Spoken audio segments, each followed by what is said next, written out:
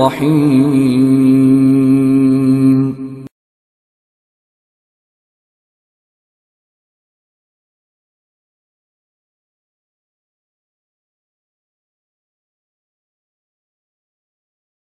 ونؤمن به ونتوكل عليه ونعوذ بالله من شرور أنفسنا ومن سيئات أعمالنا من يهده الله فلا مضل له ومن يضلل فلا هادي له ونشهد أن لا إله إلا الله وحده لا شريك له ونشهد أن سيدنا ومولانا محمدا عبده ورسوله أما بعد فأعوذ بالله من الشيطان الرجيم بسم الله الرحمن الرحيم وما خلقت الجن والإنس إلا ليعبدون وقال النبي صلى الله عليه وسلم فقيه واحد أشد على الشيطان من 1000 عابد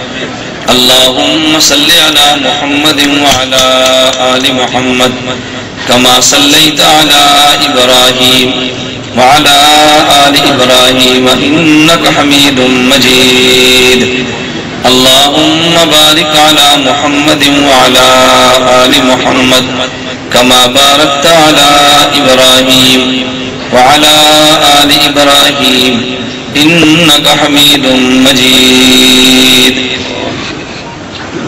جا زندگی مدینہ سے جھونکے ہوا کے لا جا زندگی مدینہ سے جھونکے ہوا کے لا شاہد کے حضور خفا ہیں منا کے لا کچھ ہم بھی اپنا چہرہ باطن سوار لیں ابو بکر سے آئین عشق و وفا کے لا دنیا مسلمہ پہ بہت ہی تنگ ہو گئی فاروق اعظم کے دور کے وہ نقشے اٹھا کے لا جن سے گناہ نے ہمیں محروم کر دیا عثمان کے وہ زاویے شرم و حیا کے لا مغرب کی گلیوں میں مارا مارا نہ پھر اے گدائے علم دروازہ علم سے خیرات جا کے لا نام محمد سے دلوں کو سرور ملتا ہے نگاہ فکر کو تازہ شعور ملتا ہے نام محمد سے دلوں کو سرور ملتا ہے نگاہ فکر کو تازہ شعور ملتا ہے نصیب کیسا بھی ہو واسطہ احمد کا دے کے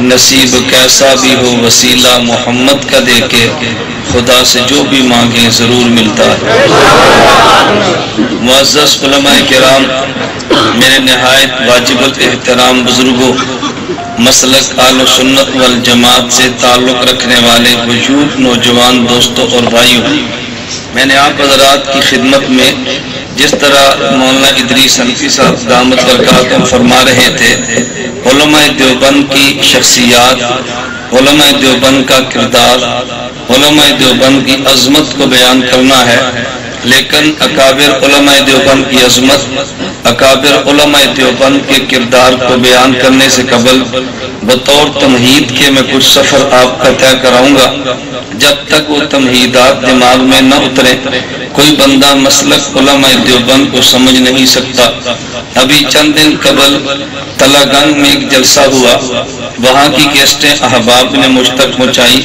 اور بعض وہ لوگ جو خود کو دیوبندی کہتے ہیں ان کے ایک لیڈر کا بیان یہ تھا کہ دیوبندیت کوئی مسلک کا نام نہیں ہے دیوبندیت کوئی نظریے کا نام نہیں ہے بس دیوبند ایک شہر کا نام ہے اور جو دارالعلوم دیوبند میں پڑھا ہے اس کو دیوبندی کہتے ہیں دیوبند کا فاضل ہو دیوبندی کہتے ہیں دیوبندیت کوئی مسلک اور کاز نہیں میں اگر یہ سمجھاؤں دیوبندیت کیا ہے یہ تب سمجھ آئے جب اس سے پہلے میں تھوڑا سا سفر آپ کا طے کراؤں گا میں مثال دینا چاہتا ہوں اگر آپ حضرات میں سے کوئی بندہ لاہور شاہی قلعے کی سیر کرنا چاہے اور لوگن پوری ناروال سے چلے تو راستے میں کچھ اسٹیشن ضرور آئیں گے جن کو دیکھتا ہوا وہ شاہی قلعے پر پہنچے گا اگر راستے کے اس کو بہت سارے اسفار طے نہ کرائے تو وہ شاہی قلعے کو سمجھ نہیں سکتا دیوبندیت اسلام کا ایک قلعہ ہے.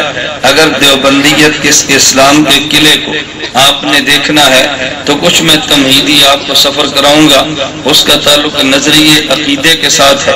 جب وہ سمجھیں گے تو پھر دیوبند کا کردار بھی سمجھ آئے گا, علماء دیوبند کی عظمت بھی سمجھ آئے گی, علماء دیوبند کا مقام اور علماء دیوبند کی شان بھی سمجھ آئے گی. اس کے لیے قرآن کریم کی جو آیت میں نے پڑھی ہے, عموماً وہ اہل علم حضرات کو بسا اوقات میری خطبے میں پڑھے جانے والی آیات کو سن کر تعجب ہوتا ہے, ہم نے مولانا گمن کو عنوان کون سا دیا ہے اور مولانا نے آیت کون سی پڑھی ہے. میں کہتا ہوں بھی آپ گفتگو میری سننے سے قبل اتنی جلدی فیصلہ نہ فرمایا کریں. میری گفتگو سنیں, کمی رہ جائے تو اصلاح فرما دیں, اگر بات میں ٹھیک کر لوں تو اس کو قبول فرما لیں. میں نے قرآن کریم کی آیت پڑھی ہے, وَمَا خَلَقْتُ الْجِنَّ وَالْإِنسَ إِلَّا لِيَعْبُدُونِ. حق جل مجدہ اعلان فرماتے ہیں میں نے جن و انس کو عبادت کے لیے پیدا کیا ہے. عبادت کا معنی ہے احکام خدابندی کا مان لینا, اور حکم کو مانتا وہ انسان ہے جو حکم دینے والے کی ذات کو دیکھے. اگر دیکھ نہیں سکتا حکم دینے والے کی بات کو سنے, تو جو بندہ حکم دینے والے کی ذات کو دیکھے بھی نہ, حکم دینے والے کی بات کو سنے بھی نہ, بتاؤ حکم پر عمل کیسے کرے گا. کبھی آدمی سنتا تو نہیں ہے لیکن دیکھ کر بات کو سمجھ آتا ہے. آدمی زبان سے نہیں بولتا, میں صرف یوں اشارہ کروں گا, یہ لڑکا سمجھے گا مجھے بلا رہے ہیں. اگر آدمی بول کر کے ادھر آ تب بھی اس نے سمجھا مجھے بلایا ہے. بعض باتیں دیکھنے سے سمجھ آتی ہیں اور بعض باتیں سننے سے سمجھ آتی ہیں. حق جل مجدہ فرماتے ہیں میں نے تمہیں عبادت کے لیے پیدا کیا ہے. اور کلام اللہ کی بلاغت کو دیکھے, کلام اللہ کی فصاحت کو دیکھے. خدا نے یوں نہیں فرمایا جنوں انسانوں عبادت کرو, اس آیت میں فرمایا کہ میں نے تمہیں عبادت کے لیے پیدا کیا ہے. اگر یوں فرماتے جنوں انسانوں عبادت کرو بات پھر بھی ٹھیک ہے, لیکن بلاغت میں بڑھ کر گفتگو یوں فرمائی کہ میں نے تمہیں عبادت کے لیے پیدا کیا. میں سمجھانے کے لیے ایک مثال یوں دوں گا. آپ کے گھر میں مہمان آیا, آپ مہمان سے کہتے ہیں کھانا کھاؤ تو بات تو پھر بھی ٹھیک ہے, لیکن مہمان کو یوں نہیں کہتے کھانا کھاؤ. آپ نے مہمان سے کہا حضرت دسترخوان لگ گیا ہے, تو مانا تو پھر بھی وہ ہے, لیکن کہاں یہ بات کہنی کہ کھانا کھاؤ اور کہاں یہ کھانا کہ دسترخوان لگ گیا ہے. ان دونوں میں اہل ذوق سمجھتے ہیں کتنا بڑا فرق ہے. خدا یوں بھی فرما سکتے تھے کہ جنوں انس عبادت کرو, لیکن اس سے بڑھ کے کلام بلاغت کو لاتے ہوئے حق جل مجدہ نے فرمایا میں نے تمہیں پیدا ہی عبادت کے لیے کیا ہے. تمہاری پیدائش کا مقصد تو عبادت ہے. خدا نے عبادت کے لیے پیدا کیا. عبادت نام ہے احکام خدابندی کا مان لینا اور احکام خدابندی پہ عمل کرنا. لیکن جب ہم نے خدا کی ذات کو دیکھا نہیں ہے, خدا کی بات کو سنا نہیں, تو بتا عمل کیسے کرے گا. خدا کی ذات کو دیکھے تو عمل کرے, بات کو سنے تو عمل کرے. جب دیکھا اور سنا نہیں, خدا کی ذات کی بات نہ سنا نہ بات کو دیکھا, عمل کیسے کرے. اس کے لیے اللہ نے دوسری آیت میں تیرے اس سوال کا جواب دیا ہے. مثلا خدا یوں فرمائے تم نماز پڑھو, اللہ نماز کیسے پڑھے. فرمایا تم روزہ رکھو, اللہ روزہ کیسے رکھے. بندے کو بات سمجھ نہیں آ سکتی. خدا نے قرآن میں اعلان یوں فرمایا لقد کان لکم فی رسول اللہ اسوۃ حسنہ, میں نے تمہیں اس کے لیے اپنا پیغمبر نمونہ بنا کر دے دیا ہے. تمہارے ذہن میں تو بات یہی تھی اللہ دیکھا اور سنا نہیں, تو اللہ تیری بات پہ عمل کیسے کرے. فرمایا بالکل بات بجا ہے, تم نے میری ذات کو نہیں دیکھا, یہ بات بھی بجا ہے, تم نے میری بات کو نہیں سنا. میں نے تمہیں پیغمبر وہ دیا ہے جس کے بارے میں دیوبند کا نظریہ ہے اللہ کے نبی نے خدا کو دیکھا بھی ہے, اللہ کے نبی نے خدا کو سنا بھی ہے.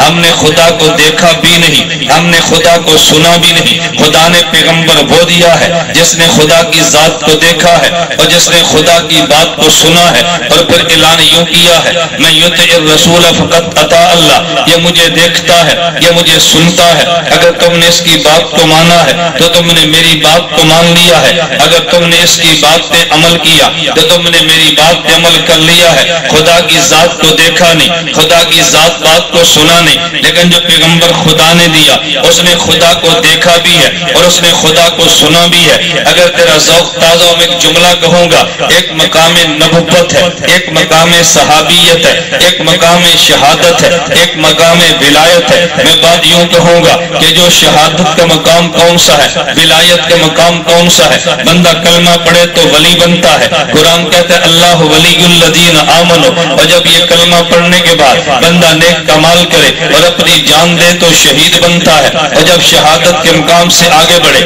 پیغمبر کو دیکھے تو صحابی بنتا ہے، اور جب اگلے مقام پہ جائے آخری نبی کا کلمہ پڑھے تو نبی بنتا ہے، اور جب یہ خاتم النبیین جو پیغمبر کی پیغمبر خدا کو دیکھتا ہے، میں یوں کہوں گا یہ خاتم الانبیاء بنتا ہے۔ میں سمجھانے کے لیے کہوں گا کلمہ گو یہ مقام ولایت ہے، جہاں مقام ولایت کی انتہا ہوتی ہے، آگے مقام شہادت ہے، مقام شہادت کی انتہا ہوتی ہے، مقام صحابیت ہے، مقام صحابیت کی انتہا ہو تو یہ مقام نبوت ہے۔ آدم سے لے کر عیسیٰ سارے نبی وہ ہیں کہ جن نے میرے اور تیرے پیغمبر کا کلمہ بھی پڑھا ہے۔ یہ آخری پیغمبر آیا ہے جس نے خدا کو دیکھا ہے، آگے توحید کا اعلان کیا ہے۔ تو پھر میں بات یوں کہوں گا، بات سمجھانی تو بڑی آسان ہے۔ ہمارے پیغمبر وہ ہے جس نے خدا کو دیکھا ہے، صحابی وہ ہے جس نے نبی کو دیکھا ہے، اور شہید وہ ہے جس نے نبی کے راستے کو دیکھا ہے۔ جو خدا کو دیکھے سب سے بلند مقام پاتا ہے، جو خدا کو دیکھنے والے کو دیکھے اس کا مقام اس کے بعد ہوتا ہے۔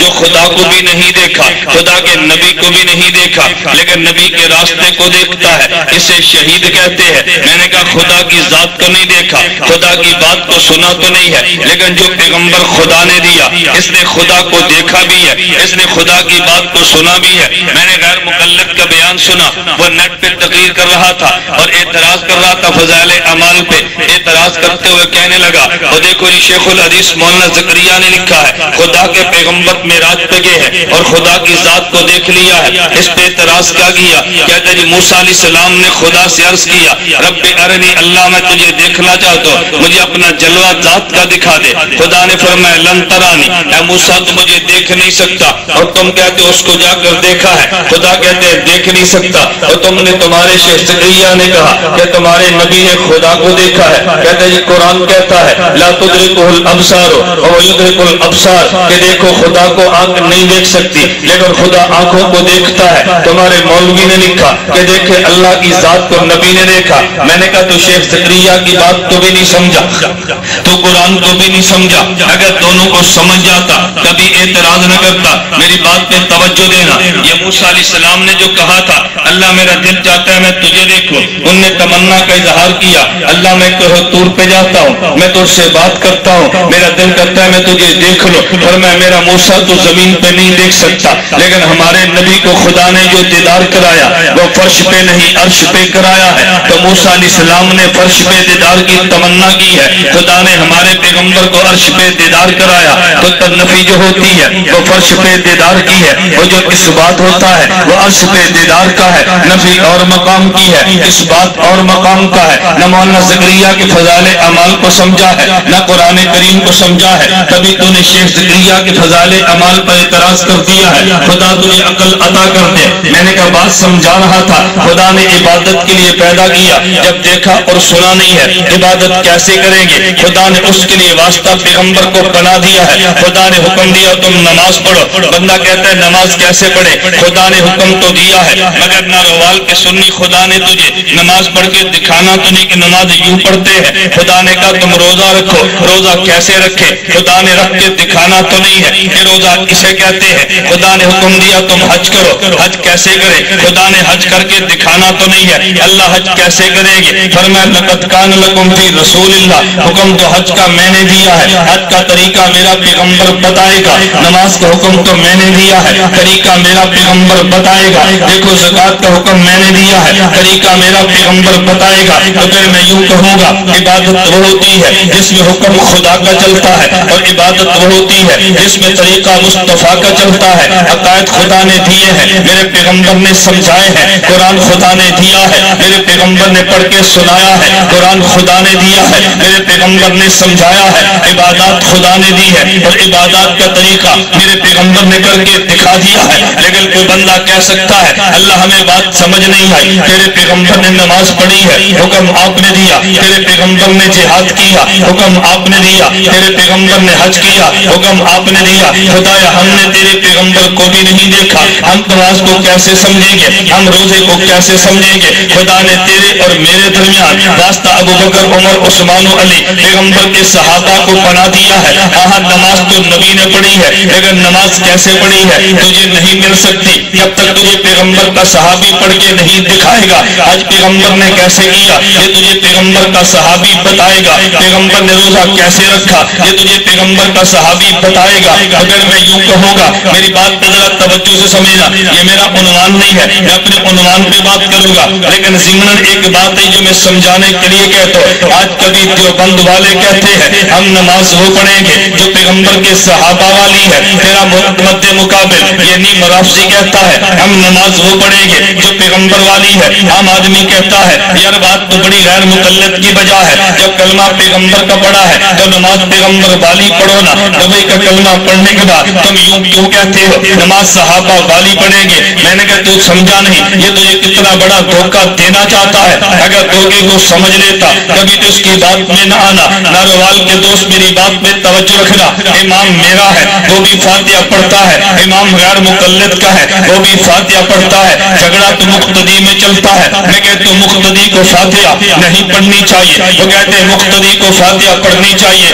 امام کو اللہ کا نبی کہتے ہیں، مقتدی کو نبی کے اصحاب کہتے ہیں۔ اگر میں کہوں گا نبی والی نماز پڑھو، نبی تو امام بنا ہے وہ تو فاتحہ پڑھ رہا ہے، جھگڑا تو امام کی نماز میں نہیں تھا، جھگڑا تو مقتدی کی نماز میں ہے۔ صحابی امام بنے، مقتدی نبی بنے، یوں نہیں ہوتا۔ نبی امام بنتا ہے، صحابی مقتدی بنتا ہے تو نماز صحابی کے لے گا تو مسئلہ حل ہو جائے گا۔ وہ تجھے صحابہ کی نماز پہ آنے نہیں دیتا، صحابہ کی نماز فیصلہ کر دیتی ہے۔ اس نے کہا نبی کی نماز پڑھو، میں نے کہا جو امام بنے گا وہ نماز نبی والی پڑھے گا، اور جو مقتدی بنے گا وہ نماز صحابہ والی پڑھے گا۔ نبی کی امامت والی نماز ہے، اس سے مقتدی کا مسئلہ کیسے حل ہوگا؟ اگر مسئلہ امام کو دیکھنا ہے تو پھر امام کو دیکھ لے، اگر مسئلہ مقتدی کا دیکھنا ہے تو پھر مقتدی کو دیکھ لے۔ اس لیے اس نے تجھے دھوکہ دیا، نماز نبی والی ہے۔ دیوبند نے دھوکہ پرچار کر دیا، دیوبند نے اس دھوکے کو چاک کر دیا، اور دیوبند نے اعلان یوں کیا نماز وہ پڑھیں گے جو پیغمبر کے صحابی والی ہے۔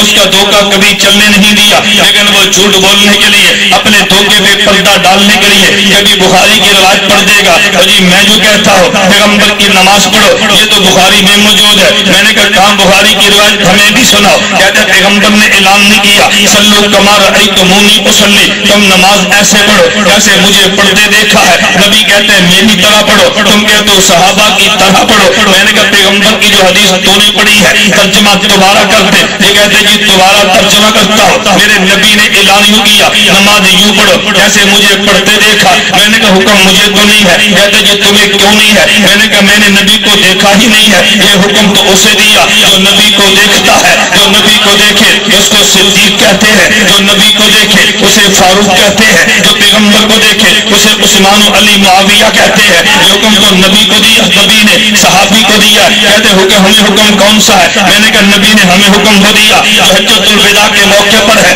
فرمایا میں نے نماز دی ہے، کہا حضور بالکل دے دی ہے۔ میں نے روزہ دیا، کہا جی دے دیا ہے۔ میں نے دین تمہیں دے دیا، کہا جی دے دیا ہے۔ پھر پیغمبر نے اعلان یوں کیا فلیبلغ منکم الشاہد الغائب، تم نے نماز میری دیکھی ہے، بعد والے تمہاری دیکھیں گے۔ تم نے روزہ میرا دیکھا ہے، بعد والے تمہارے دیکھیں گے۔ تو پھر میں یوں کہوں گا صحابی وہ ہوتا ہے جو نماز نبی کو دیکھ کے پڑھے، اور بعد والا وہ ہوتا ہے جو صحابی کو دیکھ کر نماز پڑھے۔ صحابی نبی والی پڑھتا ہے، ہم صحابہ والی پڑھتے ہیں۔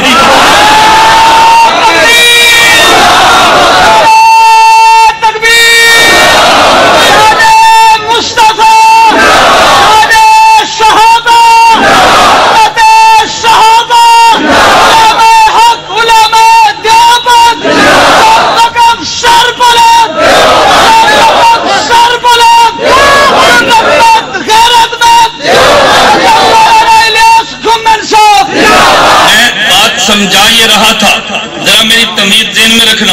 اگر یہ تمیز ذہن میں ہوگی علماء دیوبند کی عظمت تو سمجھے گا، اگر یہ تمیز ذہن میں نہ آئی تجھے لوگ دھوکہ دیں گے۔ دیوبندی دیوبندیت کون سے مشن کا نام ہے، دیوبندیت کون سے کاس کا نام ہے، دیوبند تو شہر کا نام ہے، نانا دھوکے میں کبھی نہ آنا۔ میں بتا یہ رہا تھا ہمیں نماز پڑھنی ہے، حکم نماز کا حکم یہ حکم خدا بندی ہے، لیکن نماز پڑھ کے کون دکھائے گا، یہ خدا کا پیغمبر بتائے گا، لیکن پیغمبر کو ہم نے تو نہیں دیکھا، لہذا پیغمبر کی نماز کو نقل کرنے والا پیغمبر کا صحابی ہوگا۔ میں سمجھانے کے لیے کبھی یوں بھی کہتا ہوں، میرے نبی نے کلام خدا سے کیا ہے، خدا نبی کو کلام دیتا ہے، اسے کلام اللہ کہتے ہیں۔ میرے پیغمبر نے بات صحابہ سے کی ہے، پیغمبر کے کلام کو حدیث رسول اللہ کہتے ہیں۔ جو کلام خدا کا نبی کے ساتھ ہے اسے کلام اللہ کہتے ہیں، اور جو کلام پیغمبر کا صحابہ کے ساتھ ہے اسے حدیث رسول اللہ کہتے ہیں۔ تو پھر میں یوں کہوں گا جب تک پیغمبر کی زبان حرکت نہ کرے ہمیں پتہ ہی نہیں چلتا یہ کلام خدا بندی ہے۔ لب محمد حرکت میں کرے تو پھر قرآن بنتا ہے، جب لب صحابی حرکت میں کرتی ہے تو پھر یہ پیغمبر کا کلام بنتا ہے۔ اگر تو نے کلام اللہ کو ماننا ہے تو پیغمبر پر اعتماد کرنا پڑے گا، اگر تو نے پیغمبر کی حدیث کو ماننا ہے تو پیغمبر کے صحابی پر اعتماد کرنا پڑے گا، اگر صحابی پر اعتماد نہ کرے پیغمبر کی روایات نہیں مل سکتی، نبوت کی ذات پہ اعتماد نہ کرے تو یہ قرآن کبھی نہیں ملتا۔ میں اس عنوان پہ بات نہیں کر رہا، میں سمجھا یہ رہا تھا عبادت تو نے کرنی ہے، حکم خدا کا ہوگا لیکن طریقہ پیغمبر کا ہوگا۔ اگلی بات میں یہ کہہ رہا تھا لیکن پیغمبر کا طریقہ جو نقل کرے اسے پیغمبر کا صحابی کہتے ہیں۔ جتنا قرآن چاہیے تھا خدا نے پیغمبر کو دے دیا ہے، جتنے عقائد چاہیے تھے خدا نے پیغمبر کو دے دیے ہیں، جتنی دین کی ضرورت تھی خدا نے پیغمبر کو دے دیا ہے، لیکن کیا تیرے علم میں نہیں ہے کہ جب میرے پیغمبر نے مکہ میں اعلان کیا ہے نبی کے چچا مخالف ہوا ہے، میرے پیغمبر نے اعلان توحید کیا ہے، پیغمبر کے خاندان نے مکہ سے نکالا ہے، لیکن تیرے علم میں نہیں ہے میرے پیغمبر کو جب مکہ سے نکالا تو کوئی پیغمبر کو لے جانے والا بھی تو تھا، جب پیغمبر کو طائف میں بھیجا گیا تو کوئی پیغمبر کا دفاع کرنے والا بھی تھا، جب میرے پیغمبر نے اعلان نبوت کیا ہے نبی نے کمانا چھوڑ دیا ہے کوئی نبی پہ دولت خرچ کرنے والا بھی تھا، جب میرے نبی نے جہاد کا اعلان کیا ہے میرے پیغمبر کے نام پہ رکٹنے والا بھی تھا۔ میں یوں کہوں گا کہ میرے پیغمبر نے دین حق کا اعلان کیا ہے، نبی تنے تنہا تھا، نبی کے ساتھ دینے والے کو پیغمبر کا صحابی کہتے ہیں۔ میرے نبی خدا سے دین کو لائے ہیں اور دین کو کامل کر دیا ہے، پھر قرآن میں اعلان یوں کیا ہے الیوم اکملت لکم دینکم، دیکھو میں نے دین کو مکمل کر دیا ہے، لیکن نبی کے دین کو جگہ دینے والا پیغمبر کا صحابی ہے، نبی کے دولت پہ خرچ کرنے والا یہ پیغمبر کا صحابی ہے، نبی کے نام پہ جان دینے والا یہ پیغمبر کا صحابی ہے، جب نبی پہ یار و مددگار تھے تعاون کرنے والا یہ پیغمبر کا صحابی ہے۔ اگر میں یوں کہتا ہوں کہ جو قرآن پیغمبر کو خدا نے دیا خدا نے مکمل کر کے نبی کو دیا ہے، جب نبی نے قرآن پیش کیا ہے تو سینے سے لگانے والے یہ پیغمبر کے صحابہ تھے، نبی کے ذریعے خدا نے دین کو کامل مکمل فرما دیا ہے، اور جب دینوں پہ یار و مددگار تھا خدا نے صحابہ کے ذریعے دین کو مقام و جگہ عطا فرما دی ہے۔ اگر دنیا میں صحابی نہ چلتا کبھی تیرے تک دین نہ پہنچتا، خدا گواہ ہے تجھے کسی نے دھوکہ دیا ہے، اگر صحابی نہ آتا تجھے قرآن بھی نہ ملتا، اگر پیغمبر کے صحابی مکہ مدینہ سے سفر نہ کرتے کبھی تجھے بھی کبھی پیغمبر کا دین نہ ملتا۔ ایک شخص مجھے کہنے لگا میری دلیل پہ توجہ رکھنا، اور یہ تم صحابہ کی بات کرتے ہو، ہم تو کتاب اللہ سنت رسول اللہ کی بات کرتے ہیں۔ میں نے کہا تیرے پاس دلیل کیا ہے؟ کیا تم نے حدیث پیغمبر نہیں پڑھی؟ مجھے سمجھانے لگا، کہتے نبی نے اعلان کیا ہے کہ دیکھو ترکت فیکم امرین، میں نے تمہارے اندر دو چیزیں چھوڑی ہیں، لن تضلوا ما تمسکتم بہما ابدا، ان دونوں کو تم تھام لو گے کبھی گمراہ نہیں ہوگے، کتاب اللہ و سنتی، ایک میری کتاب قرآن ہے اور ایک میری سنت ہے، اس میں صحابہ کا نام تو نہیں ہے۔ میں نے کہا تو پیغمبر کی روایت کو سمجھا نہیں ہے، اگر سمجھ لیتا کبھی اصحاب پیغمبر پہ اشکال نہ کرتا، کہتے جی میں نہیں سمجھا، میں نے کہا تو بالکل نہیں سمجھا، کہتے بڑی موٹی سی بات ہے، نبی نے فرمایا میں نے قرآن دیا ہے، میں نے سنت پیغمبر دی ہے، تم نے تیسری بات درمیان سے نکالی، صحابہ بھی تم نے حجت مان لی ہے، پیغمبر تو یہ بات نہیں فرماتے۔ میں نے کہا فرمائی ہے مگر تو سمجھا نہیں ہے، توجہ رکھنا، حضور نے فرمایا مگر تو سمجھا، کہتا جی کیا مطلب؟ میں نے کہا میں سمجھانے کے لیے بات کہتا ہوں، آپ نارووال سے چلے، تم نے لاہور جانا ہے اور سفر تم نے رات کا کرنا ہے، بالکل طریقی اور ظلمت ہے، آدمی جا نہیں سکتا، یہ سفر کب کرے گا؟ اس وقت کرے گا جب اس کے بعد دو لائٹیں موجود ہوگی، اگر دائیں لائٹ نہیں ہوگی تب بھی ایکسیڈنٹ ہوگا، یہ لاہور کی بجائے قبرستان میں پہنچے گا، اگر بائیں لائٹ نہیں ہوگی یہ تب بھی لاہور کی بجائے یہ قبرستان میں پہنچے گا۔ بھائی لاہور تب جائے گا جب دو لائٹیں جل رہی ہوں گی بغیر ایکسیڈنٹ کے صحیح سالم لاہور پہنچے گا. لیکن میرے ناروال کے دوست تو بتا یہ لائٹ خود نہیں چلا کرتی, لائٹ تو جب چلتی ہے جب نیچے تیرے پوری کار بھی تو ہوگی نا, یہ لائٹ تب چلے گی جب بس اور گاڑی اور بس بھی موجود ہوگی. بغیر بس اور گاڑی کے لائٹ لاہور تھوڑا ہی جاتی ہے. پہلے تم بس کو لوگے اوپر دو لائٹیں لگا دو گے, یہ بس چلنے لگے گی اور لائٹیں موجود ہوگی تو بیٹھے گا لاہور پہنچ جائے گا. میں نے کہا بالکل میں بھی کہتا ہوں یہ کفر کا راستہ ظلم والا تھا, یہ بدعت کا راستہ ظلمت والا تھا. اگر تو نے بدعت اور ظلمت کو کراس کر کے اگر تو نے جنت پہنچ رہا ہے تو ایک لائٹ کتاب اللہ کی ہے, ایک لائٹ سنت رسول اللہ کی ہے. لیکن یہ دو لائٹیں خود نہیں چلتی. جس گاڑی پہ لائٹ کتاب اللہ والی اور جس گاڑی پہ لائٹ سنت رسول اللہ والی سجے اس گاڑی کو صدیق کہتے ہیں, اس گاڑی کو فاروق کہتے ہیں, اس گاڑی کو عثمان و علی کہتے ہیں. ہاں گاڑی کتاب اللہ کی ہے, گاڑی ایک لائٹ کتاب اللہ کی ہے, ایک لائٹ سنت رسول اللہ کی ہے. لیکن جس پہ دو لائٹیں سری ہیں وہ صدیق ہے. جب یہ لائٹ صحابہ کی گاڑی چلی ہے تو پھر کتاب اللہ سنت رسول اللہ کی روشنی میں بندے کو جنت بھی نظر آتی ہے. اگر یہ لائٹ نہ ہوتی تجھے جنت کا راستہ نہ ملتا, اگر یہ گاڑی صحابہ والی نہ ہوتی تو لائٹ دے کر تجھے چلتی بھی نہ. اس لیے ہم نے کہا ہم نے کتاب اللہ کو بھی مانا ہے, سنت رسول اللہ کو مانا ہے, لیکن اصحاب پیغمبر کے ساتھ مانا ہے. میری بات پہ توجہ رکھنا, میں تمہید لمبی نہیں کرنا چاہتا, میں نے ذرا بات آگے چلانی ہے. میں نے کہا خدا نے حکم دیا تم نے عبادت کرنی ہے, طریقہ میرے پیغمبر کا ہوگا. لیکن پیغمبر کا طریقہ نقل کرنے والا یہ پیغمبر کا صحابی ہوگا. اگر حکم خدا بندی نہ ہو عبادت اسے بھی نہیں کہتے, طریقہ پیغمبر کا نہ ہو اسے عبادت نہیں کہتے. اگر نقل کرنے والا پیغمبر کا صحابی نہ ہو اسے بھی عبادت نہیں کہتے. لیکن ایک بات اور بھی ذہن میں رکھنا, خدا نے حکم دیا نماز کا, میرے پیغمبر نے نماز پڑھ کے صحابہ کو دکھا دی ہے, صحابہ نے نماز پڑھ کے بعد والوں کو دکھا دی ہے. نبی نے بھی لکھ کر صحابہ کو نماز نہیں دی, صحابہ نے بھی لکھ کے بعد والوں کو نہیں دی. خدا نے حکم روزے کا دیا, پھر نبی نے رکھا ہے اور صحابہ کو دکھا دیا, صحابہ نے روزہ رکھا بعد والوں کو دکھا دیا. خدا نے حکم حج کا دیا, میرے پیغمبر نے حج ادا کیا, صحابہ نے دیکھ لیا, صحابہ نے حج ادا کیا بعد والوں نے دیکھ لیا. میرے پیغمبر نے بھی حج کے حکام کو لکھوایا نہیں ہے, صحابہ نے بھی لکھوایا نہیں ہے. تو میرے پیغمبر پڑھتے رہے, صحابہ دیکھ کے نقل کرتے رہے. میرے پیغمبر حج ادا کرتے رہے, صحابہ دیکھ کے نقل کرتے رہے. ضرورت اس بات کی بھی نبی کی نماز کو لکھ لیا جاتا, نبی کے روزے کو لکھ لیا جاتا. خدا نے اس کے لیے انتخاب کیا ہے سب زمین کوفہ میں نعمان بن ثابت امام اعظم ابو حنیفہ کو, انہوں نے صحابہ پیغمبر کی نماز کو دیکھا اور لکھ کر تجھے اور مجھے دے دیا ہے. روزہ صحابہ کا دیکھا اور لکھ کے ہمیں دے دیا ہے, حج صحابہ کا دیکھا اور لکھ کے ہمیں دے دیا ہے. پھر میں یوں کہوں گا یہ تین باتیں ذہن میں رکھنا, اس کے بعد میں کردار دیوبند کا تذکرہ کروں گا. عبادت حکم خدا نے دیا ہے اور طریقہ میرے پیغمبر نے دیا ہے اور نقل پیغمبر کے صحابہ نے کیا ہے اور عبادت کو لکھ کے امام اعظم ابو حنیفہ نے دیا ہے. توجہ, اب نعرے کا بھی, اب ذرا بات سمجھنا, اب نعرے نہیں, اب مجھے اب چلنے دو, میں ذرا بات سمجھاؤں گا. تین باتیں ذہن میں رکھ لو. عبادت کا حکم کس نے دیا, طریقہ کس نے بتایا, بولیے نا, اور نقل کس نے کیا, لکھ کر کس نے دیا, امام اعظم ابو حنیفہ نے. یہ ہماری رائے نہیں ہے, امام سیوطی فرماتے ہیں انو اول من دون علم الشریعہ ورتبہ ابوابا فہو امام ابو حنیفہ فہو امام ابو حنیفہ. کہ دیکھو جس بندے نے دین کو لکھ کے دینے میں پہل کی ہے اس کو ابو حنیفہ کہتے ہیں. اب ان کا معنی مالا ہے, توجہ رکھنا, اب ان کا معنی ہمیشہ باپ نہیں ہوتا, کبھی غیر مقلد دھوکہ دیتا ہے. اور یہ تم خود کو حنفی کہتے ہو, تم نے نسبت ایک لڑکی کی طرف کی ہے.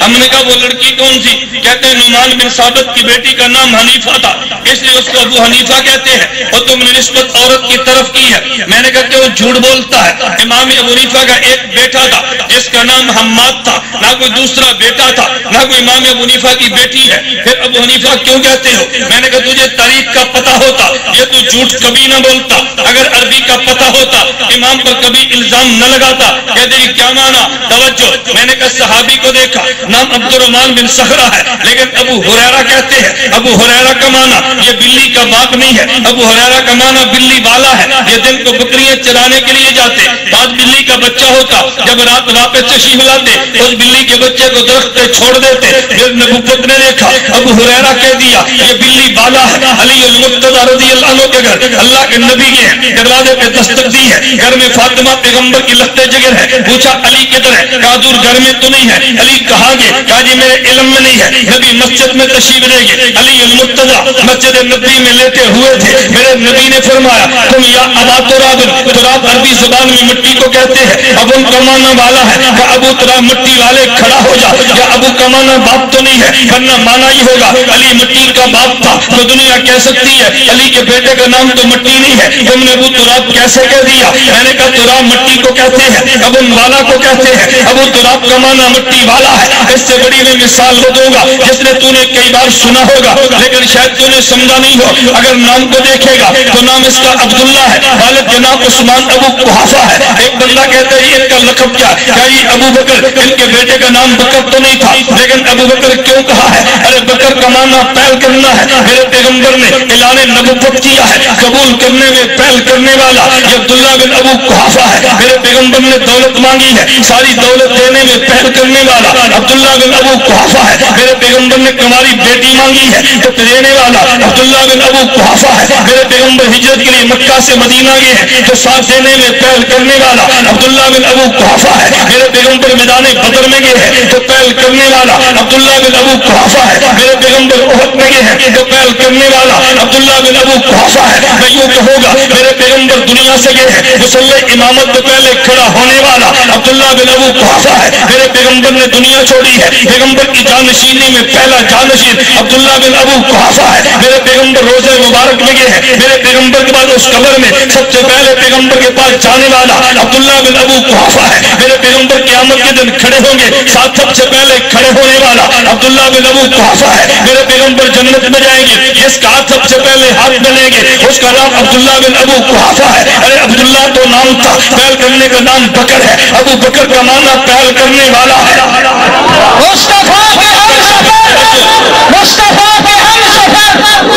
میں نے نعرے چھوڑ دو بات سمجھو، ابو بکر کا نام ہر کام میں پہل کرنے، بولی ہر کام میں پہل کرنے، میں ایک نقطہ عرض کرتا ہوں، میرے پیغمبر غار میں گئے ہیں تو پہلے کون گیا ہے؟ عبداللہ بن ابو قحافہ، توجہ رکھنا، میرے نبی غار میں گئے ہیں تو پہلے صدیق گیا ہے، لیکن جب باری قبر کی آئی ہے تو پہلے میرے نبی گئے ہیں، نقطے پہ غور کرنا، ارے قبر اور غار میں مناسبت کیا ہے؟ کہ غار کو دیکھو یہ ظلمت والی ہے، غار کو دیکھو اندر کیڑے بھی ہوتے ہیں، تم غار کو دیکھ لو اندر سانپ بھی ہوتے ہیں، یہ نظریہ اہل سنت والجماعت کا ہے کہ قبر میں اندھیرا بھی ہوتا ہے، قبر میں خلوت بھی ہوتی ہے، قبر میں سانپ بھی ہوتے ہیں، غاروں میں سانپ بھی ہوتے ہیں، غاروں میں خلوت بھی ہوتی ہے، غاروں میں اندھیرا بھی ہوتا ہے، جب غار پہ پہنچے ہیں تو صدیق نے کہا حضور پہلے میں جاتا ہوں، خلوت چھٹ جائے گی، حضور پہلے میں جاتا ہوں، فریقیاں دوڑ جائیں گی، حضور پہلے میں جاتا ہوں، سانپ وہاں پہ نہیں رہیں گے، پہلے مجھے جانے دو، صدیق پہلے گیا ہے، پیغمبر کو خلوت نہیں ملی، صدیق پہلے تھا، پیغمبر صدیق پہلے گیا، میرے پیغمبر کو ظلمت نہیں ملی، صدیق پہلے تھا، میرے پیغمبر جب غار میں گئے ہیں تو صدیق پہلے گیا ہے، میرے پیغمبر کو بچھو نے نہیں کاٹا، صدیق جو پہلے تھا، تو جب غار کا مسئلہ تھا صدیق پہلے گیا ہے، قبر میں یوں کہوں گا قبر میں ظلمت بھی ہوتی ہے، قبر میں وحشت بھی ہوتی ہے، قبر میں کیڑے بھی ہوتے ہیں، پھر نبوت نے یوں کہا ہوگا صدیق قبر کا معاملہ ہے، پہلے میں جاؤں گا تو ظلمت بھی نہیں ہوگی، میں جاؤں گا تو وحشت بھی نہیں ہوگی، میں جاؤں گا تو جنت باغ بن جائے گی، تو جب مزار کی باری آئی پہلے صدیق کیا ہے، جب مزار کی باری آئی تو پہلے رسول گیا، کیا حفاظت صدیق کر رہا تھا، وہ حفاظت رسول کر رہا ہے، کیا صدیق نے سنبھالا وہ رسول نے سنبھالا ہے، یہ دونوں میں جو بات سمجھا رہا تھا، ابو بکر کا معنی پہل کرنے والا، ابو تراب کا معنی مٹی والا، ابو ہریرہ کا معنی بلی والا، ابو حنیفہ کا معنی تو نے حنیفہ کا باپ کیوں کہہ دیا؟ ایک تو جاہل آدمی، تجھے تاریخ کا پتہ بھی نہیں تھا، تو نے جھوٹ بولا ہے، اور تجھے عربی بھی نہیں آتی تھی، تو نے حنفیت پہ الزام لگا دیا، ارے حنیفہ تو دوات کو کہتے ہیں، میرا امام دوات پاس رکھتا، جب بھی محدث حدیث سنتے تو لکھ لیتے، جب بھی مسئلہ سنتے تو لکھ لیتے، دوات ہر وقت پاس ہوتی، ابو حنیفہ کا معنی دوات والا ہے، ابو حنیفہ کا معنی دوات والا ہے، حنیفہ دین خالص کو کہتے ہیں، خالص دین کو لکھ کے دینے والا والا ابو حنیفہ ہے. میں نقطہ یہ سمجھا رہا تھا. چلیے درمیان میں باتیں میں نقطہ عرض کر دو. تم نے دیکھا ہوگا, آپ پورے پاکستان میں گھوم کے دیکھ لو, اہل سنت والجماعت نظریے والے کسی سنی سے پوچھ لو حضرت ابو بکر کا نام کیا ہے, بہت کم لوگوں کو پتا ہوگا. ان کا نام عبداللہ ہے. ہر بندہ کہے گا بھی مجھے تو نام کا نہیں پتا, ابو بکر ہی کہتے ہیں, اس کو نام کا نہیں پتا, ابو بکر کہتا ہے. حنفی سے پوچھ لے بھئی تیرے امام کا نام کیا ہے, کہتے ابو حنیفہ, حالانکہ نام ابو حنیفہ نہیں تھا. تیرے امام کا نام تو نعمان ہے, پیغمبر کے جانشین کا نام عبداللہ ہے, لیکن نام اس کا بھی تجھے نہیں آتا, نام اس کا بھی نہیں آتا. پوچھو پیغمبر کا جانشین کون ہے, لوگ عبداللہ نہیں کہتے, ابو بکر کہتے ہیں. پوچھو تمہارے امام کا نام کیا ہے, تو لوگ نعمان نہیں کہتے, ابو حنیفہ کہتے ہیں. پھر تمہارے ذہن میں سوال تو آئے گا, کتنی بڑی معروف شخصیات ہے, لوگ نام کیوں نہیں جانتے؟ میرے اللہ کا نظام یہ ہے, ایک بندے کا نام ہوتا ہے, ایک بندے کا کام ہوتا ہے, ایک بندے کا نام ہے, ایک بندے کا مشن اور پروگرام ہے. کبھی خدا کو مشن اتنا پسند آتا ہے, اللہ نام کو جل کر دیتے ہیں, مشن کو زندہ کر دیتے ہیں. ہر کام میں پہل کرنا یہ صدیق کا مشن تھا, جسے ابو بکر کہتے ہیں, اور دین کو لکھ کے دے دینا ابو حنیفہ کا مشن تھا. خدا کو صدیق کا مشن اتنا پسند آیا, لوگ نام نہیں جانتے. صدیق ابو بکر کے نام میں مشن جانتے ہیں. ابو حنیفہ کا مشن اتنا پسند آیا, لوگ نعمان نہیں جانتے, لیکن ابو حنیفہ کا مشن جانتے ہیں.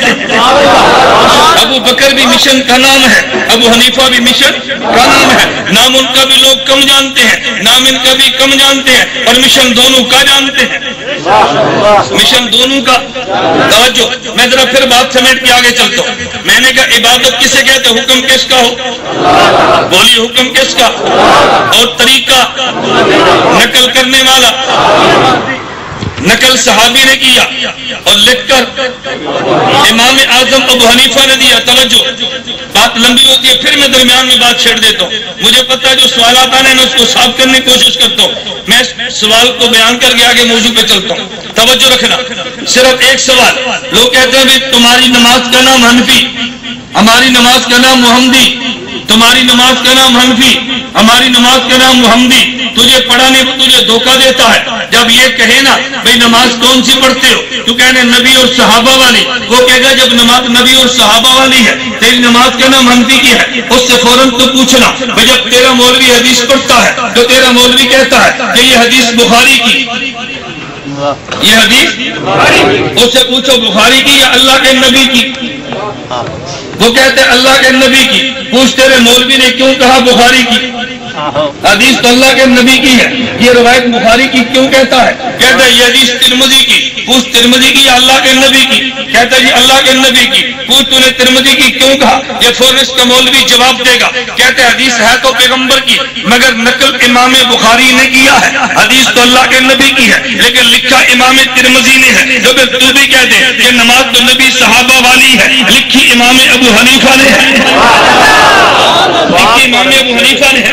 اگر حدیث پیغمبر کی نقل امام بخاری کرے تو حدیث بخاری کی کیا دیتے ہیں. اگر حدیث اگر نماز پیغمبر اور صحابہ کی اور لکھ کے ابو حنیفہ دے, اسے نماز حنفی بھی کہہ سکتے ہیں. تو جو جواب تیرا ہے وہی جواب تو ہمارا ہے. تو نے اعتراض بلا وجہ کر دیا. میں آگے چلتا ہوں. لگے تو دین دینے والی اور دین کو مکمل کرنے والی ذات اللہ کے پیغمبر کی ہے, دین کو کامل کر دیا ہے. لیکن جب دین آیا کہ یارو مددگار تھا, قرآن کہتا ہے والا یمکن لہم, دین کو جگہ دینے والے پیغمبر کے صحابہ تھے. اور جب دین صحابہ نے دے دیا, سب سے پہلے لکھ کے دینے والی ذات امام ابو حنیفہ کی ہے. امام سیوطی نے اعلان کیا ہے ان افضل من دبر علم شریعہ وہ ابو حنیفہ تھا. اب 3 لفظوں کو یاد رکھ لینا, ایک کام خدا نے کے نبی نے کیا, اور ایک کام حضرت پیغمبر کے صحابہ نے فرمایا, اور ایک کام امام ابو حنیفہ نے کیا. توجہ رکھنا, دین کو مکمل کرنے والی ذات اللہ کے پیغمبر کی ہے, اور دین کو جگہ دینے والی ذات پیغمبر کے صحابہ کی ہے, اور دین کو لکھ کے دینے والی ذات امام ابو حنیفہ کی ہے. ان کو عربی زبان میں اور مولویت کی زبان میں 3 لفظوں میں یوں یاد رکھنا, میرے پیغمبر نے تکمیل دین فرمایا ہے, پیغمبر کے صحابہ نے تمکین دین فرمایا ہے, اور ہمارے امام اعظم ابو حنیفہ نے تدوین دین فرمایا ہے. تکمیل دین کا معنی کہ دین کو مکمل اللہ کے نبی نے کیا, تمکین دین کا معنی جگہ پیغمبر کے صحابہ نے دی ہے, تدوین دین کا معنی اس کو لکھ کے امام ابو حنیفہ نے دیا ہے. یہ 3 کام مکمل ہو گئے. توجہ، اب میں بتانے لگوں دیوبند نے کیا کام کیا ہے. دیوبندیت کس چیز کا نام ہے، دیوبندیت کس مسلک اور مشن کا نام ہے. تجھے یہ تو پتا چلے دیوبند کردار کون سا تھا. دیوبند الگ نظریہ نہیں ہے، دیوبند الگ مسلک نہیں ہے. کبھی لوگ جھوٹ بولتے ہیں اور بھائی ہم اسلام کی بات کرتے ہیں، تم دیوبند کی بات کرتے ہو. ہم سنت کی بات کرتے ہیں، تم دیوبند کی بات کرتے ہو. لیکن تو نانا یہ بات وہ کرے گا جس نے دیوبند کو سمجھا نہیں ہے. اگر وہ سمجھے گا کبھی ایسی حماقت نہیں کرے گا. ہم دیوبندیت کی بات کیوں کرتے ہیں؟ میرے جملے پہ غور کرنا. دین کو مکمل کرنے کا کام اللہ کے نبی نے فرمایا اور دین کو پہنچانے کا کام پیغمبر کے صحابہ نے فرمایا ہے اور دین کو لکھ کر دینے کا کام امام اعظم ابو حنیفہ نے فرمایا. دین مکمل بھی ہو گیا ہے، دین پہنچا بھی دیا گیا ہے اور دین لکھ بھی دیا گیا ہے. اب ایک کام باقی رہ گیا، وہ باقی رہا نہیں. جب ایک کام کی ضرورت ہو اللہ ایسے افراد کو پیدا کر دیتے ہیں. اب ضرورت کس بات کی آئی ہے؟ دین لکھا ہوا بھی موجود تھا، امت میں پہنچ بھی گیا تھا، میرے امام نے لکھ کر بھی دے دیا. لیکن 1000 سال کے بعد امت میں کئی فتنے رونما ہوئے. ایک فتنہ وہ تھا جس نے نبوت کی ذات پہ حملہ کیا ہے، ایک فتنہ وہ تھا جس نے پیغمبر کے اصحاب پہ حملہ کیا ہے. نبی کی ذات دین کو مکمل کرنے والی ہے، ایک نے حملہ ان پہ کیا ہے. پیغمبر کے صحابہ دین کو امت کو دینے والے تھے اور دین کی جگہ دینے والے تھے. ایک فتنے نے حملہ ان پہ کیا ہے اور ایک جملہ ایک میرے پیغمبر کے بعد پیغمبر کے صحابہ کے بعد امام ابو حنیفہ نے دین کو لکھ کے دیا. ایک اور فتنہ پیدا ہوا جس نے حملہ امام کی ذات پہ کیا ہے. اب میں یوں کہوں گا کہ دین کو مکمل کرنے والی ذات پیغمبر کی ذات کیا ہے. ایک نے حملہ اس پہ کیا جسے قادیانی کہتے ہیں اور ایک فتنہ وہ تھا جس نے حملہ ان پہ کیا جو دین کو جگہ دیتے ہیں، ان کو اصحاب کہتے ہیں. ان پہ جس نے حملہ کیا اسے روافض کہتے ہیں. اور ایک طبقہ وہ تھا جس نے امام ابو حنیفہ کی ذات پہ حملہ کیا، جس نے دین لکھ کے دیا تھا. اس پہ حملہ کرنے والے کو غیر مقلد کہتے ہیں. ضرورت اس بات کی تھی پیغمبر کی ذات کا دفاع بھی کیا جاتا تاکہ تکمیل دین کا دفاع ہوتا. ضرورت اس بات کی بھی تھی اصحاب پیغمبر کا دفاع کرتے تاکہ تمکین دین کا بھی دفاع ہوتا. ضرورت اس بات کی بھی تھی امام ابو حنیفہ کا دفاع ہوتا تاکہ تدوین دین کا بھی دفاع ہوتا. علماء دیوبند نے نبوت کی ذات کا دفاع کر کے تکمیل دین کا دفاع کیا ہے، اصحاب پیغمبر کا دفاع کر کے تمکین دین کا دفاع کیا ہے، امام ابو حنیفہ کی ذات کا دفاع کر کے تدوین دین کا دفاع کیا. ضرورت تھی یا نہیں؟ بولیے ضرورت تھی یا نہیں؟ ضرورت تھی نا. توجہ، پیغمبر کی ذات کا بھی دفاع کرتا، اصحاب کا بھی دفاع کرتا، امام ابو حنیفہ کی ذات کا بھی. میں ابھی ذاتیات پہ چل لوں، مسائل پہ نہیں چلا. میں نظریات کی بات نہیں کرتا اس لیے کہ دیوبند کا نظریہ ہے.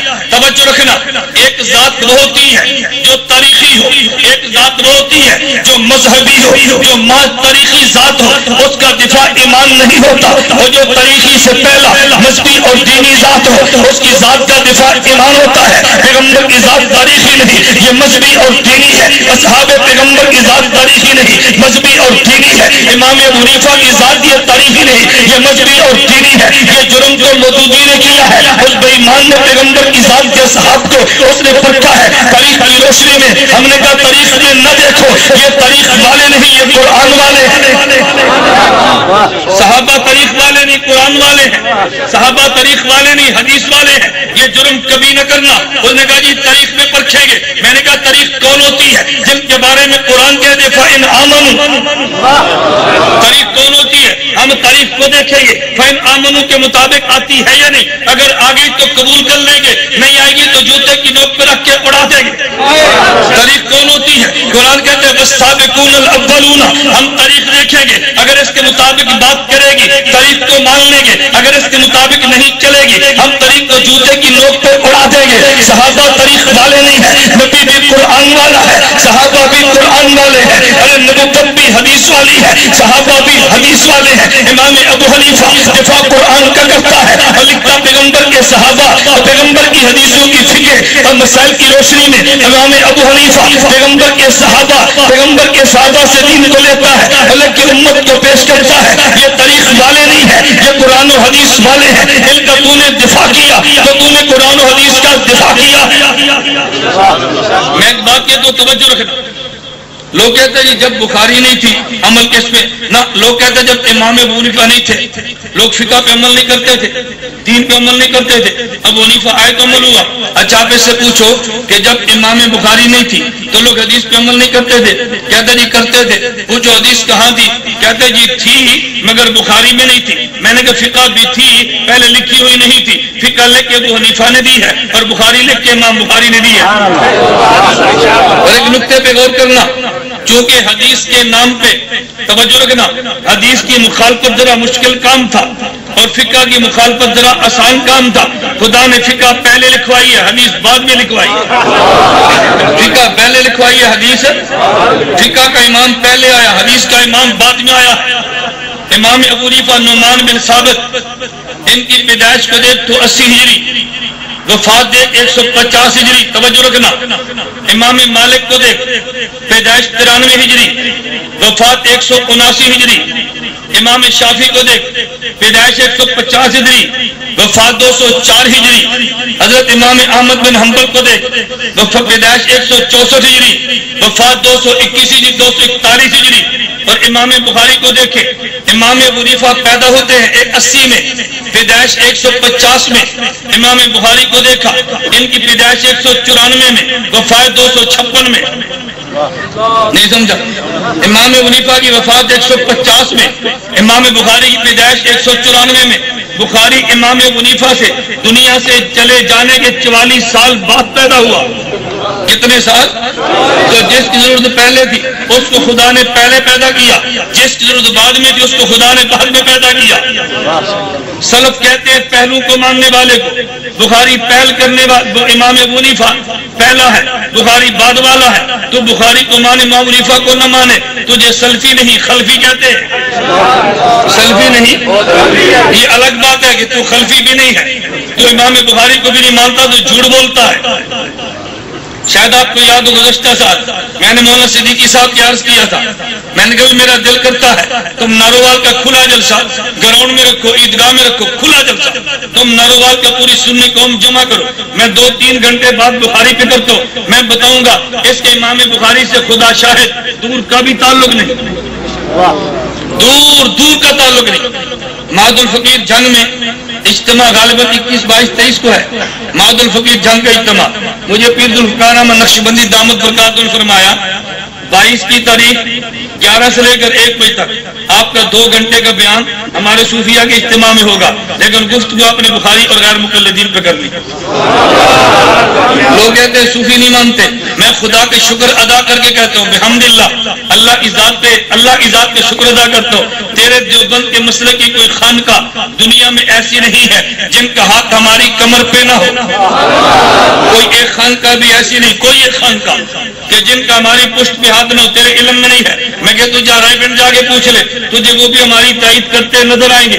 تو دارالعلوم دیوبند چلا جا، تجھے وہ بھی ہماری تائید کرتے چلے آئیں گے، نظر آئیں گے۔ میں بات سمجھا رہا تھا، چلے میں کارگزاریاں نہیں سنا رہا، میں بات یہ سمجھا رہا تھا، پہلے یہ بات سمجھو، ایک کام پیغمبر نے کیا اس کو تکمیل دین کہتے ہیں، ایک کام صحابہ نے کیا اسے تمکین دین کہتے ہیں، اور ایک کام امام ابو حنیفہ نے کیا اسے تدوین دین کہتے ہیں۔ اب جو شخص پیغمبر کی ذات پہ حملہ کرے وہ تکمیل دین کو نہیں مانتا۔ ہم نے نبوت کی ذات کا دفاع کر کے تکمیل دین کا دفاع کیا ہے، اصحاب پیغمبر کا دفاع کر کے تمکین دین کا دفاع کیا ہے، امام ابو حنیفہ کا دفاع کر کے ہم نے بحمداللہ تعالیٰ دیوبند والوں نے تدوین دین کا دفاع کیا ہے۔ دیوبند کو الگ مسلک نہیں ہے، دیوبند نبوت سے چلے ہوئے اور آنے والے تسلسل کا نام دیوبندیت ہے، الگ چیز نہیں ہے۔ نمبر 1 میں بات یہ کہہ رہا تھا کہ جب لوگوں نے شخصیات پہ حملہ کیا، اور شخصیات وہ جو تاریخی نہیں ہے، جو مذہبی اور دینی ہے، ان کا تحفظ کر کے دیوبند والوں نے دین اور مذہب کا تحفظ کیا ہے۔ نمبر 2 بات میں یہ تو یہ معاملہ تو شخصیات کا تھا۔ نمبر 2 معاملہ شخصیات کے ساتھ نظریات کا ہے، کیونکہ دیوبند والے کہتے ہیں ماذ کتاب اللہ کافی نہیں ہے، ہم کتاب اللہ بھی مانتے ہیں، اور کتاب اللہ کو سمجھنے کے لیے رجال اللہ بھی مانتے ہیں۔ ہم نے کتاب اللہ کا بھی دفاع کیا ہے، رجال اللہ کا بھی دفاع کیا ہے۔ اگلی بات میں یہ کہنے لگا کہ جب اسی پاکستان پاکستان، ہندوستان، بنگلہ دیش، اس بر صغیر میں جب انگریز آیا ہے وہ مشن لے کر آیا تھا ان کو غلامی میں جکڑ لو، ان کو غلام کر دیا جائے، اور غلامی سے بڑی دنیا میں کون سی لعنت ہو سکتی ہے، وہ غلام بنانے کے لیے آیا تھا۔ جو بند والوں نے بتایا ہم غلام نبی کے ماننے والے نہیں، ہم آزاد نبی کے ماننے والے ہیں۔ تو نہیں سمجھا، ہم غلام نبی کے ماننے والے نہیں، ہم غلام احمد والے نہیں، ہم تو احمد والے ہیں۔ ہم غلام نبی کے ماننے، ہم تو آزاد نبی کے ماننے والے ہیں۔ غلام نبی کا ماننے والا غلامی کرے گا، آزاد نبی کے غلامی کرنے والا آزادی کی بھیک نہیں مانگے گا۔ ہم آزادی کی بھیک نہیں مانگیں گے، ہم تم سے تلوار کی نوک پہ آزادی لیں گے۔ پھر دیوبند والوں نے تم نے دیکھا، یہی دیوبند والے تھے، ایک ایک دن میں 14,000 کو سولی پہ لٹکا دیا گیا۔ ان دیوبند والوں کو برف کی سندھوں میں ڈال کے ٹھنڈا کر دیا گیا، بدن ٹھنڈے ہوئے، ان کے جذبات کو ٹھنڈا کوئی نہیں کر سکتا۔ شیخ الہند جیسے بوڑھے کو اسیر مالٹا کی جیلوں میں، مصر کی جیل میں ڈال دیا گیا، دیوبند والوں کو جیلوں میں ڈالا، دیوبند والوں کو ہتھکڑیوں میں ڈالا، دیوبند والوں کو زندہ جلایا گیا، لیکن دیوبند والوں نے آزادی بھیک مانگ کر نہیں، اپنا خون دے کر مانگی ہے اور ثابت کر دیا ہم غلام نبی کے ماننے والے نہیں، ہم تو آزاد پیغمبر کے ماننے والے ہیں۔ تو آزادی کا مسئلہ آیا، دیوبند نے جنگ لڑ کے اس امت کو آزادی دلوائی ہے۔ آج کتنے لوگ جھوٹ بولتے ہیں اور یہ دیوبند والوں نے پاکستان کے بنانے میں کوئی کردار ادا نہیں کیا۔ میرے دوستو دلیل سے بات میں کہتا ہوں، دیوبند کے بڑے بڑے 5 عہدے تھے، ان میں ایک عہدہ سرپر دارالعلوم دیوبند کا ہے جو کہ الامت مولانا اشرف علی تھانوی کے پاس تھا۔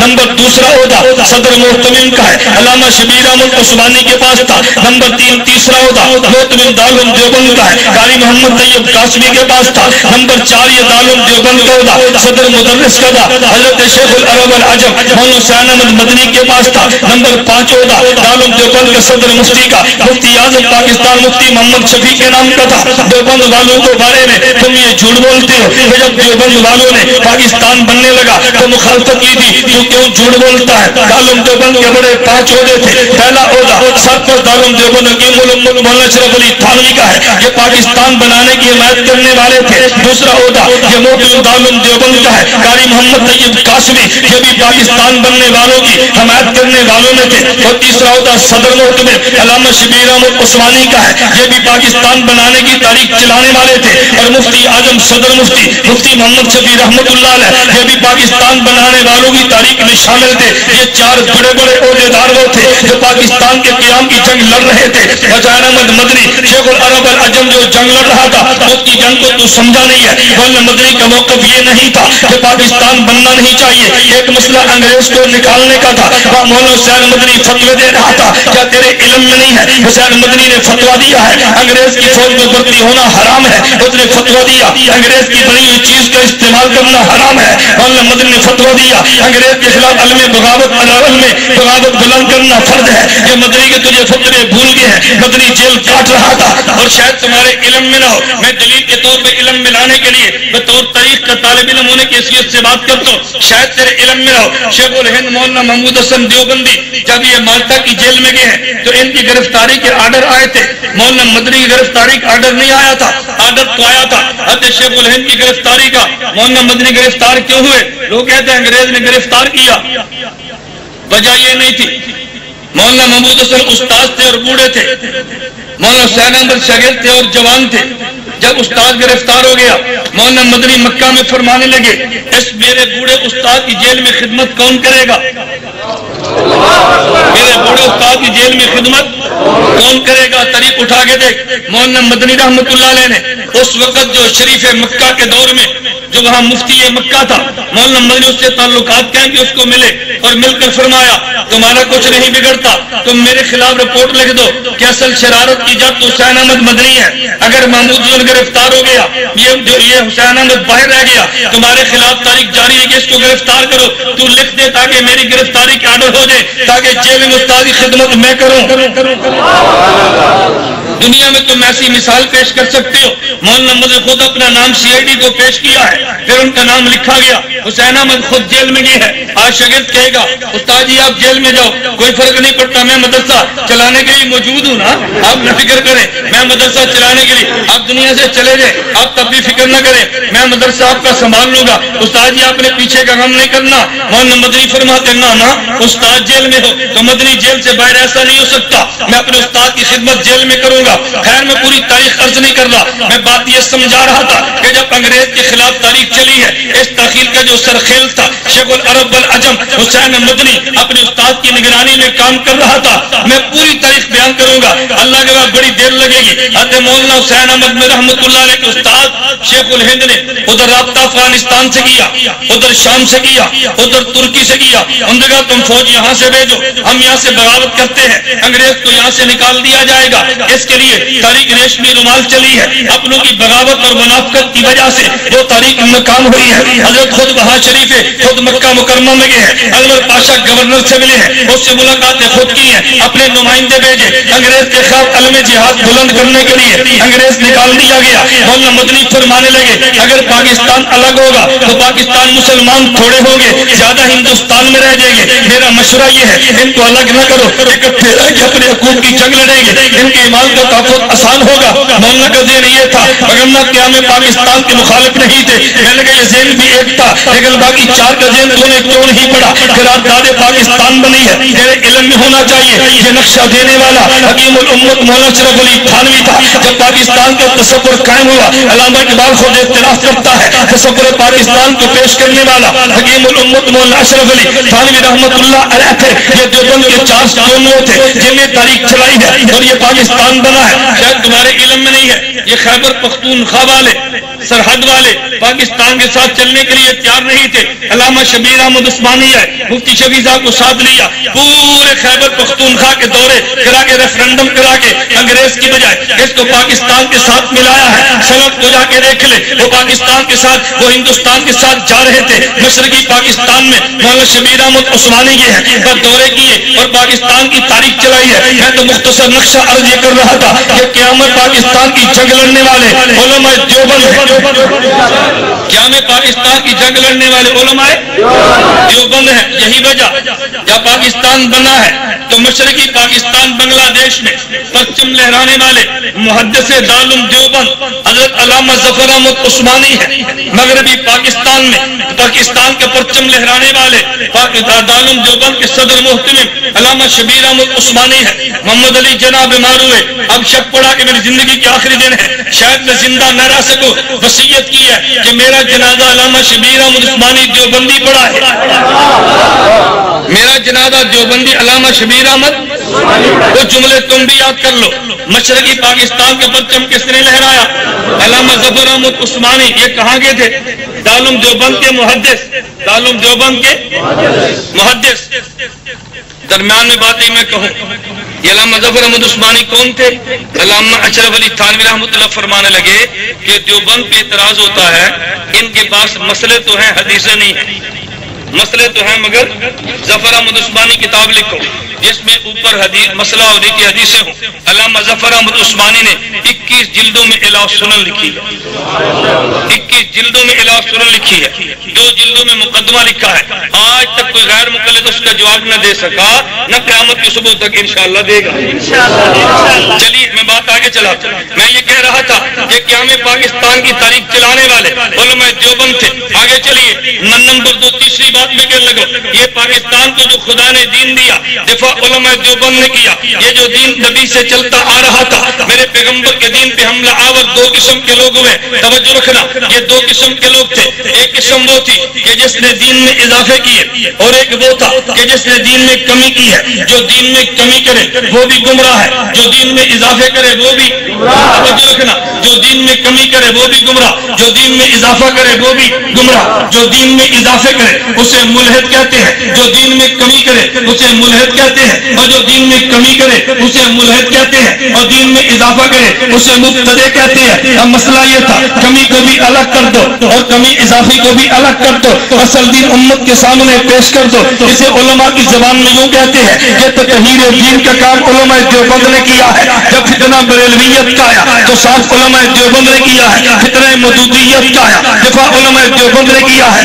فتنہ مرزائیت کا آیا دفاع علماء دیوبند نے کیا ہے فتنہ انکار حدیث کا آیا دفاع علماء دیوبند نے کیا ہے فتنہ پرویزیت کا چلا ہے دفاع علماء دیوبند نے کیا ہے فتنہ مماتیت کا آیا دفاع علماء دیوبند نے کیا ہے فتنہ یزیدیت کا آیا دفاع علماء دیوبند نے کیا ہے فتنہ خارجیت کا آیا دفاع علماء دیوبند نے کیا ہے فتنہ رافضیت کا آیا دفاع علماء دیوبند نے کیا ہے ہاں میں یوں کہتا ہوں کہ تیری جتنی نظریاتی سرحدات تھی ان کا دفاع کرنے والے علماء دیوبند تھے اگر ان کے علاوہ کوئی مثال ملتی ہے تم ہمیں مثال لا کر تو دکھا دو میرے پیغمبر کی ذات پہ حملہ ہوا دفاع کرنے والا علامہ انور شاہ کشمیری نظر آتا ہے جب پیغمبر کی ذات پہ حملہ ہوا دفاع کرنے والا امیر شریعت عطا اللہ شاہ بخاری نظر آتا ہے جب پیغمبر کی ذات کے بعد اصحاب پیغمبر پہ حملہ ہوا تو دفاع کرنے والا ہمیں دارالعلوم دیوبند سے تعلق رکھنے والا کون نہیں جانتا علماء دیوبند کو ہم نے کھنگال کے دیکھا ہے میں ہندوستان کی بات بھی کروں گا میں پاکستان کی بات بھی کروں گا میں نے انڈیا میں دیکھا اب تو شکور لکھنوی نظر آتا ہے میں نے پاکستان میں دیکھا مولانا دوست محمد قریشی نظر آتا ہے میں نے پاکستان میں دیکھا مولانا دستار توسوی دامت برکاتہم نظر آتا ہے ہم نے پاکستان میں دیکھا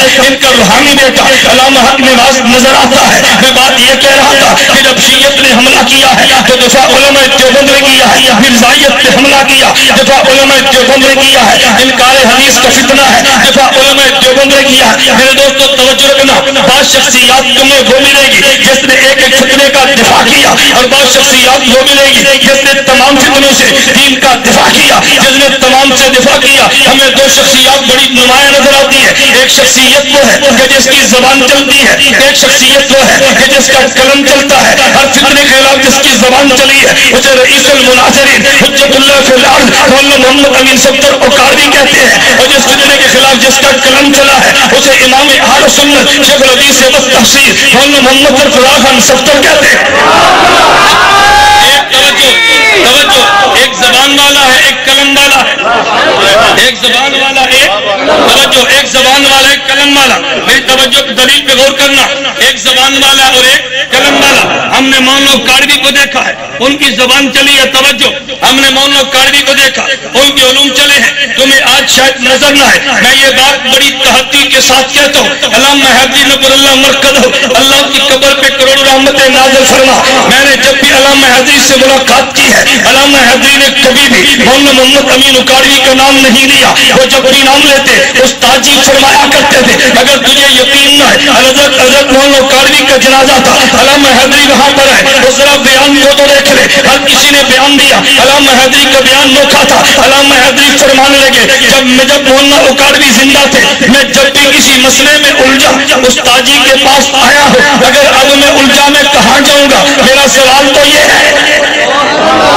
اب میں الجھا کہاں جاؤں گا میں جب بھی الجھا میرے استاد جی نے دیا اب میں الجھا میں کہاں جاؤں گا یہ مولانا امین اوکاروی تھے توجہ میں جملہ کہنے دو میرے جملے پہ نوٹ کرنا مجھے بعض احباب کہتے ہیں کہ مولانا ہمیں بات سمجھ نہیں آتی یہ تو نے نیا کام شروع کیا میں نے کہا میرا دوست نیا کام شروع نہیں کیا میں نے اوکاروی سے علوم لیے ہیں جنگ والے سے زبان لی ہے ہم نے اوکاڑے والے کے توجہ ہم نے اوکاڑے والے کے علوم لیے ہیں اور جنگ والے کی زبان لی ہے میری بحمد اللہ تعالی میں دلائل علامہ اوکاڑوی کے دیتا ہوں اور لہجہ مولانا جنگوی کا رہتا ہوں یہی وجہ ہے جو اوکاڑے والے کو نہیں مانتا وہ بھی جلتا ہے جو جنگ والے کو نہیں مانتا وہ بھی جلتا ہے ہم اوکاڑے والے کو بھی مانتے ہیں جنگ والے کو بھی مانتے ہیں ہمارا وہ بھی امام تھا ہمارا یہ بھی امام ہے ہم اس کا بھی دفاع کریں گے ہم اس کا بھی دفاع کریں گے کوئی اشکال کی بات تو نہیں ہے ہم دفاع کریں گے انشاءاللہ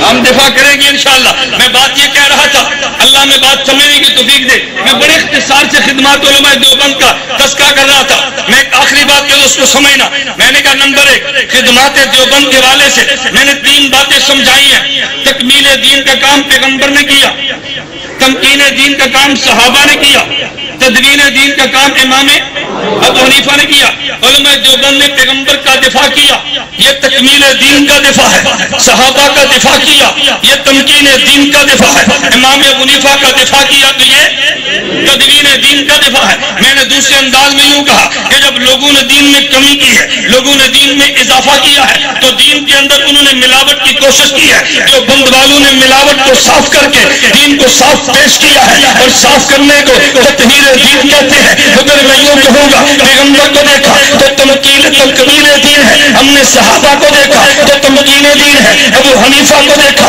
تدوین دین ہے، دیوبند کو دیکھا تطہیر دین ہے۔ دیوبند کو دیکھا اور ہم تطہیر کرتے رہیں گے انشاءاللہ، کرتے رہیں گے نہیں۔ توجہ، میں اختلاف مٹانے کے لیے بات کرتا ہوں اور بڑی جرأت سے وضاحت سے کرتا ہوں۔ تبلیغی جماعت بھی اہل سنت والجماعت ہے، بلند آواز سے تبلیغی جماعت بھی بولنا، مجاہدین بھی اہل سنت والجماعت ہے، جمعیت علماء اسلام بھی اہل سنت والجماعت، وفاق المدارس بھی بولنا، سپاہ صحابہ، اور ان سب کے دفاع کا نام اتحاد اہل سنت والجماعت ہے۔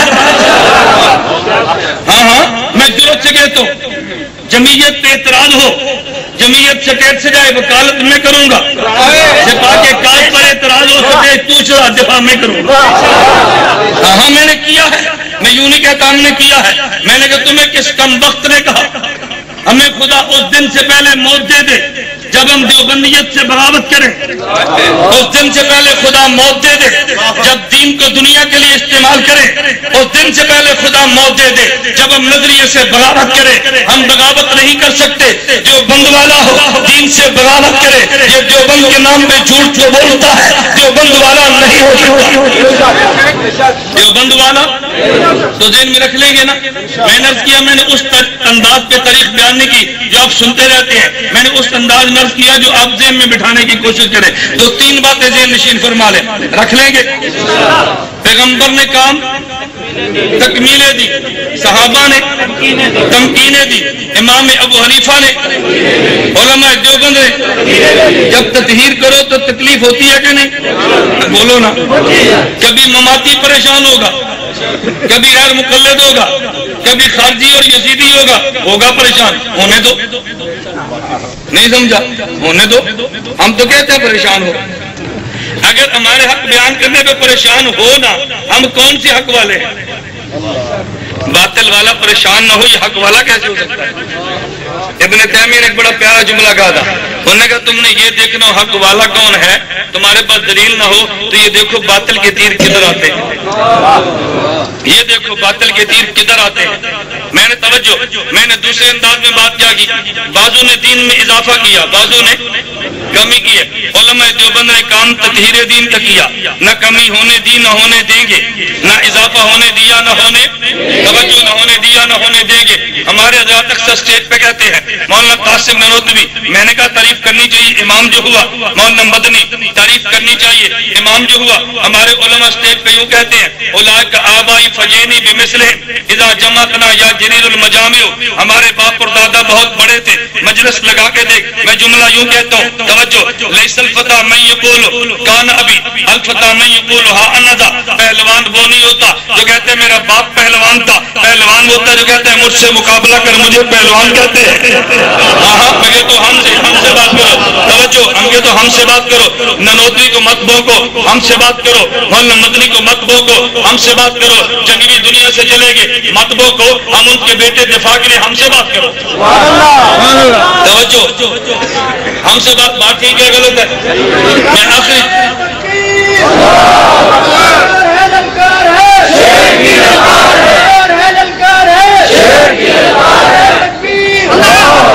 آپ دیوبندیت کا دفاع کریں گے نا انشاءاللہ، جو دیوبند کے نام پہ خود کو دیوبندی کے مان لو گے۔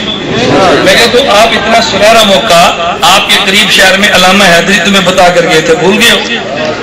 بھول گئے ہو؟ علامہ حیدری رحمۃ اللہ نے اسٹیج پر فرمایا تھا، مولانا کے جلسے سے پہلے ایک مماتی مولوی نے کہا قاری حیات ممات کا مسئلہ عوام میں نہیں لانا چاہیے، نمبر 1۔ نمبر 2 اس نے کہا اس کا علماء میں اختلاف ہے، دیوبند میں اختلاف ہے. اللہ علامہ حیدری کو جزائے خیر عطا فرمائے، قیادت حق ادا کیا. کھڑے ہوئے تو سب سے پہلے یہ فرمایا فرمایا بھی مولانا بات ناقص فرمائی ہے، میں بات مکمل کرتا ہوں تاکہ تمہیں بات سمجھ آئے. فرمایا یہ کہتے ہیں عوام میں نہیں لانا چاہیے، عوام میں لائے بھی ہو اور کہتے ہیں نہیں لانا چاہیے. فرمایا لائے بھی ہو پھر کہتے ہیں لانا نہیں چاہیے. پھر مولانا حیدری کا جملہ جو تمہارے یہاں تلونڈی بھنڈرا، یہ تلونڈی بھنڈرا یہاں کا جملہ ہے. مولانا حیدری فرمانے لگے کوئی بندہ یہ کہے بھئی حضور کے آخری نبی ہونے میں امت کا اختلاف ہے، بعد آخری نبی مانتے ہیں بعد نہیں مانتے. فرمایا نہ، حضور آخری نبی ہیں، پیغمبر کی ختم نبوت میں امت کا اختلاف نہیں ہے بلکہ امت سے اختلاف ہے.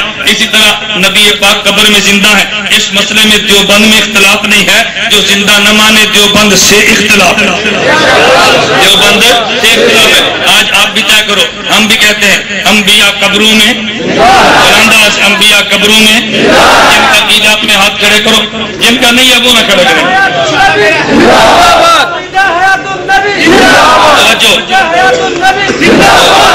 اسٹیج پر تو قیادت ہے، نہیں کھڑا کرنا تو بڑا ہے. مولانا جی لگا ڈوگر اینا کی طرح ہے، اینا کھڑا ہے پھر ہی راجی میں تو مدنا اللہ کو جو رکھے صحیح ہے نا. توجہ، ہمارا عقیدہ انبیاء قبروں میں، بولو انبیاء قبروں میں. جو انبیاء علیہ السلام کو قبروں میں زندہ نہ مانے دیوبندی بھی نہیں، اہل سنت والجماعت بھی نہیں، اس کے پیچھے نماز نہیں ہوتی. جو آپ نے نمازیں پڑھی ہیں ان نمازوں کو لوٹانا تمہارے ذمہ ہے، اور جو مسجد کی انتظامیہ سے امام کو نہیں ہٹاتی وہ پوری انتظامیہ گنہگار پر مجرم ہے. ان کو ہٹانا ہمارے ذمہ ہے، اور جب تک ممکن ہو اپنی نمازیں دہرانے کی کوشش کرو. اللہ مجھے بھی اور آپ کو بات سمجھنے کی توفیق عطا فرمائے. اللہ مجھے اور آپ سب کو علماء دیوبند کے خادم اور سچا غلام بنائے.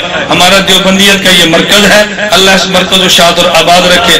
وآخر دعوانا الحمدللہ رب العالمین، الحمدللہ رب العالمین، والصلاة والسلام علی رسولی وعلی آلہ وصحابہ اجمعین.